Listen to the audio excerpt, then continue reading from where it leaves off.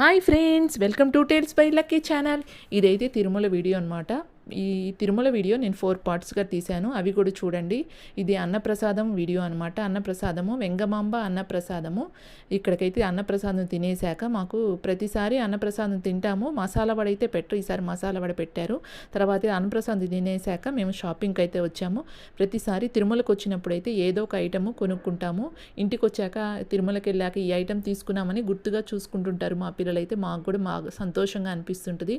అందుకోసం తిరుమలకు వచ్చినప్పుడు మేము ప్రతిసారి పిల్లలకి ఏదైనా నచ్చింది ఏదైనా ఒకటి కొనిస్తుంటాము. ఇక్కడ ప్రైజెస్ కొంచెం ఎక్కువగానే ఉన్నాయి, కానీ పిల్లలకి అడుగుతారు కాబట్టి నేను కూడా ఏదో ఒక ఐటెం అయితే తీసుకుంటాను. ఫస్ట్ నుంచి లాస్ట్ వరకు అయితే షాపులు చూసుకుంటూ వెహికల్ అయితే ఎక్కేసాము. వెహికల్ ఎక్కాక కూడా మమ్మీ చూడు ఎన్ని షాపులు ఉన్నాయో, నువ్వు 1-2 షాపుల్లోనే మమ్మల్ని షాపింగ్ చేపిస్తామంటారు. ఈసారి అయితే మనం నడుచుకుంటూ ఫస్ట్ నుంచి లాస్ట్ వరకు వెళ్దాము అన్నారు.